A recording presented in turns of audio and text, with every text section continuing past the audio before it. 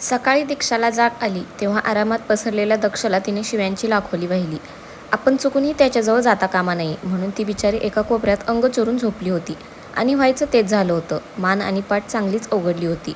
दीक्षाने त्याच्याकडे पाहिलं आणि नाक मुरडलं. पसरलाय बघा कसा हा माणूस चक्रम कुठला, म्हणे मी हॉट आहे. दीक्षा केस बांधत त्याला शिव्या घालत फुटफुटत होती. जरा मोठ्याने बोलशील का बायको, ऐकू येत नाहीये. दक्ष डोळे उघडून उठून बसला. काही गरज नाहीये तुला खोचकपणा करायची. मी तुला शिव्या घालेन नाही तर काहीही करेन. नन ऑफ युअर बिझनेस, दीक्षा तोंड वाकडं करत म्हणाली आणि उठून बाथरूममध्ये गेली. काय पोरगी आहे मूर्ख, काय काय करावं लागतंय दक्ष, चला आवरून निघा ऑफिसला. दक्षने बाथरूमचं दार वाजवलं. काय आहे, दीक्षा आतून खेकसली. बाहेर ये पटकन, मला ऑफिसला जायचंय. दक्ष ओरडला. मग मी काय करू, जायचंय तर जा ना. दीक्षा, मला आवरायचंय. दक्ष वैतागला. एवढ्या मोठ्या बंगल्यात एकच बाथरूम आहे का, जा ना कुठेतरी.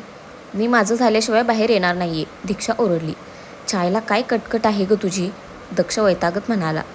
तूच ही कटकट गळ्यात बांधली आहेस स्वतःच्या, समजलं. मग भोग, दीक्षा विजयी हास्य करत म्हणाली. दक्ष दुसऱ्या रूममध्ये जायला निघाला. पण जाताना बाहेरून आतले लाईट्स गिझर सगळे स्विचेस बंद करून बाहेर गेला. दक्ष, दीक्षा जोरात ओरडली. पण ऐकायला होतंच कोण तिकडे. मुंबईच्या ऑफिसचा चार्ज घेतल्यामुळे दक्ष खूप बिझी होता. त्यात रिसेप्शन असल्यामुळे त्याला लवकरात लवकर त्याची काही कामं आवरायची होती. त्यामुळे तो सकाळी लवकर ऑफिसला निघून आला. कार्तिक त्याच्या अगोदर ऑफिसला हजर होता. कार्तिक, मिस्टर शहासोबतच्या कॉन्ट्रॅक्टची फाईल माझ्या टेबलवर 5 मिनिटात आली पाहिजे. आणि हो, नितीन आणि प्रिया आले की त्यांना सांग मी बोलावले, दक्ष म्हणाला. ठीक आहे. कार्तिक बाहेर जायला निघाला. कार्तिक, दक्षने आवाज दिला. येस सर, कार्तिक मागवळत म्हणाला. आय नो तू माझ्यावर रागावलायस, पण तू स्वतःच्या डोळ्यांनी पुरावे पाहिले होतेस तरीही तुला असं वाटतंय की दीक्षाचा यात काहीच दोष नव्हता. एवढा स्वस्त असतो का कोणाचा जीव कार्तिक. तुला जर वाटत असेल तर फक्त एक लीड मला आणून दे जी सांगेल की दीक्षा निर्दोष आहे, दक्ष म्हणाला. ते मी नक्की करेन दक्ष. मी पहिल्यापासून सगळ्याची छाननी करणार आहे. पण एक सांगू, या सगळ्यात खरंच जर दीक्षा बेकसूर निघाली ना, तर तू स्वतःला कधीच माफ करू शकणार नाहीस ना. दीक्षा तुला माफ करेल, माझे शब्द नीट लक्षात ठेव. एवढं बोलून कार्तिक बाहेर निघून गेला. तुझा त्रागा मला समजतो यार कार्तिक, पण जे माझ्यासमोर आहे त्यावर विश्वास न ठेवणे हे मला पटत नाहीये. तुला काय वाटतंय, कोणाला हा असा त्रास देणं, हे असं टॉर्चर करणं मला आवडतंय. पण ती हेच डिझर्व करते कार्तिक, तिच्यामुळे दक्ष विचार करतच होता की त्याचा फोन वाजला आणि त्याची विचारशृंखला तुटली. कार्तिक त्याच्या केबिनमध्ये निघून आला. तो चेअरवर डोळे मिटून बसला होता. डोळ्यात फक्त दीक्षाचे विचार चालू होते. त्याचं मन सांगत होतं की दीक्षा निर्दोष आहे, पण पुरावे मात्र भलतंच काहीतरी सांगत होते. मनातले सगळे विचार झटकत तो कामाला लागला. काहीही झालं तरी तो जे झालं होतं त्याच्या मुळाशी पोचल्याशिवाय राहणार नव्हता. नुसतं बसून बसून दीक्षा बोर झाली होती. सहज म्हणून बंगल्याचा फेरफटका मारायला ती रूममधून बाहेर आली. अनुराधाबाई त्यांच्या बहिणीकडे तर दिव्या तिच्या मैत्रिणीकडे गेली होती. घरातला स्टाफ त्यांची कामं करण्यात बिझी होता. दीक्षा किचनमध्ये डोकावली. आतमध्ये किचन स्टाफ सामान लावत होता. त्यांचं दीक्षाकडे लक्ष गेलं. मॅडम, काही हवं होतं का. हो, 1 कप चहा मिळेल का. मसाला चहा किंवा राहू द्या, मीच बनवून घेते. दीक्षा आत आली. मॅडम, तुम्ही नवी नवरी आहात, तुम्हाला 5 दिवस किचनमध्ये एंट्री नाही आहे. मी बनवून आणते चहा तुमच्यासाठी, शांताकाकी म्हणाल्या. अहो पण मला बोर होते नुसतं बसून, दीक्षा म्हणाली. मोठ्या ताईसाहेबांचा हुकूम आहे, आम्हाला मोडता यायचा नाही. बरं ठीक आहे, शांताकाकी. घरात बुको लायब्ररी वगैरे आहे का. एखादं पुस्तक तरी वाचेन, काही नाही तर, दीक्षा म्हणाली. अहो तुमच्या रूममधूनच जायचं आहात, दक्ष बाबांची मोठी लायब्ररी आहे. चहा घेऊन आले की मी दाखवते, शांताकाकी म्हणाल्या. तशी दीक्षाने मान हलवली आणि ती तिच्या रूमकडे जायला निघाली. हे घर आहे की हॉटेल, किती पद्धतशीर राहतात ही लोक. मजा मस्ती वगैरे काही नाहीच. आईवरून कितीही शांत दाखवत असल्या तरी त्यांचा मूळ स्वभावाचा काही अंदाज येत नाही. एकीकडे ते तर दुसरीकडे तो स्वतःला फार शहाणा समजतो. पण त्याची डाळ मी शिजू देणार नाही. दीक्षा लवकरात लवकर एखादा क्ल्यू हातात आला पाहिजे, जेणेकरून हे कळेल की यामागे नक्की काय कारण आहे. दिवसभर तर इथे काही वाटत नाही, पण संध्याकाळ झाली की अस्वस्थ वाटतं. कारण तो येतो ना, माझ्याशी जसं वागतो तसंच ऑफिसमध्येही सगळ्यांशी वाईट वागत असेल का तो.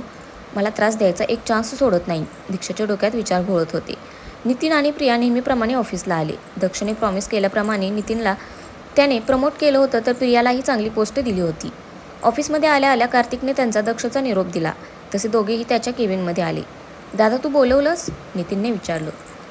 तुम्हाला दोघांना तर माहीतच आहे, उद्या आमच्या लग्नाचं रिसेप्शन आहे. रिसेप्शनमध्ये कुठलीही कमी राहता कामा नये. आजपर्यंत तुम्ही तुमचं काम चोख केलं, यापुढेही तसंच कराल एवढीच अपेक्षा आहे. मी काय बोलतोय कळते ना तुम्हाला, दक्ष दोघांवर नजर रोखत म्हणाला. हो दादा, तुम्ही काळजी करू नका, आम्ही सगळं नीट करू, प्रिया म्हणाली. गुड, तुमचे पैसे तुमच्या अकाउंटला जमा होतील. Is that clear? हो दादा. प्रिया, तुझ्या डेस्कवर मिस्टर मेहरा यांच्या प्रोजेक्टची फाईल आहे. ती ॲनालाइज करून मला रिपोर्ट कर. नितीन, तू थांब, मला तुझ्याशी थोडं बोलायचं आहे. ओके. प्रिया तिच्या कामाला निघून गेली. प्रिया गेली तसा दक्ष नितीनसमोर येऊन उभा राहिला. त्याची रोखलेली नजर पाहून नितीन थोडा हडबडला. काय नितीन शेठ, काल रात्री कुणीकडे होतात? दक्ष नितीनच्या खांद्यावर हात ठेवत म्हणाला. एका मित्रासोबत होतो. नितीन नजर चोरत म्हणाला. तुझे मित्र मला चांगलेच माहिती आहेत नितीन, आणि तुझे धंदेही. मी काय सांगतोय ती नीट लक्षात ठेव. 2 दिवसांनी दीक्षा ऑफिस जॉईन करणार आहे. तुला जेवढं सांगितले तेवढंच तू करणार आहेस. त्यावर तू तिच्याकडे नजर वर करून पाहिलंस तरी मी खपवून घेणार नाही, समजलं तुला? दादा प्लीज. हे बघ, मी कशाला असलं काही करेन? आय मीन, आता ती तुझी बायको आहे. नितीन सारवासारव करत म्हणाला. हीच गोष्ट तू नीट लक्षात ठेवावी असं मला वाटतं. मी तिच्याशी लग्न करणार होतो हे माहीत असताना तू चूक करायला निघाला होतास हे माहिती आहे मला, समजलं ना? त्यामुळे यापुढे स्वतःला आवरायचं. दक्ष. दादा, तेव्हा माझी काही चूक नव्हती. दीक्षा स्वतः मला. नितीन स्वतःची बाजू सावरत म्हणाला. नितीन, मानलं की माझी आणि तिची दुश्मनी आहे, पण तू काय चीज आहेस हे मला व्यवस्थित माहिती आहे. त्यामुळे उगीच स्वतःची चूक तिच्या माती मारू नकोस. निघा आता, कामाला लागा. दक्ष रूडली म्हणाला तसा नितीन केबिन बाहेर निघून गेला. साला स्वतःला समजतो कोण? पैसे मिळतायत म्हणून, नाहीतर याला कधीच उडवून लावला असता.